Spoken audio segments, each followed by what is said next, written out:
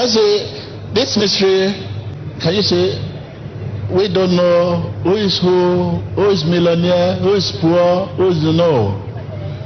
We should be compassionate.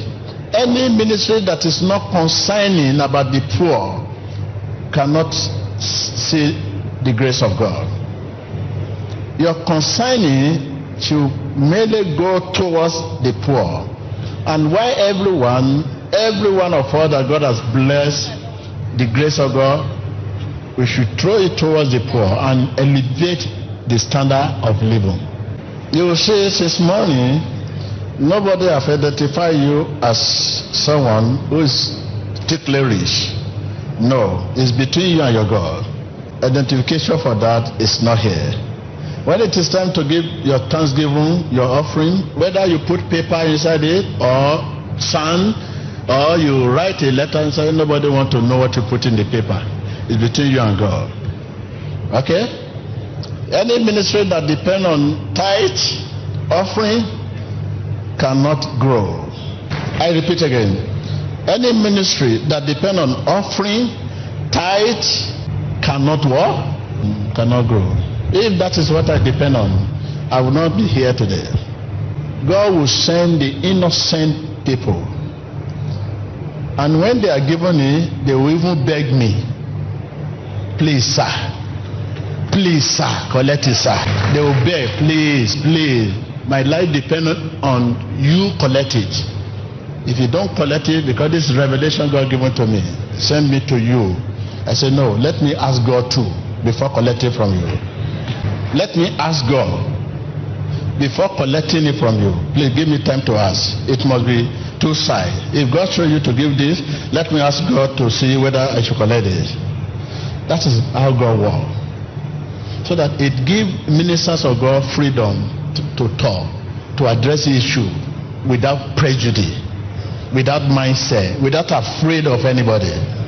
You know what it means if a minister of God can talk without afraid of anybody, without fear, without it just address the way God wanted to address. You speak the mind of God, not being in cage. So this is it. And the church should be a church of all nations. Whether your church is 2 people going there, begin to have a particular member, worship and go and live for God. You may not come tomorrow, another person will take your position again. You may go to another church. That is the way church should be. When you begin to have this crisis begin to come to the ministry. Church is not a property, it is property of God. There are many faces here I'm seeing for a long time. I'm seeing them, and sometimes I'll see them. But be sure you maintain your faith and your belief. That is God for you. Church is a place of where you come and humble yourself. Because why should you humble yourself? Because it has no respect of anyone. Your wealth, your property, your appearance, your whatever does not mean anything to God. So when you sit there, it will humble you. And when you sit there, you look at somebody who sits beside you at your bar, maybe a clerk in your office, or a servant, or a cleaner, a gardener, sitting the same side by side with you, without separation, no special seat for anyone. That is church. On the last day, we leave it for God to separate us. Those who will sit in a big chair will sit there. Small chair will sit down there. That is God. God will do the job. Church is a place where you see the chairman of company clean the church, while his workers also clean the same church. They are in the same department in the church. But after church, there may be a different department outside. But inside the church, the millionaire and poor man, they work together in the same department in the church. That is church. If we are not humble in the church, where can we humble them?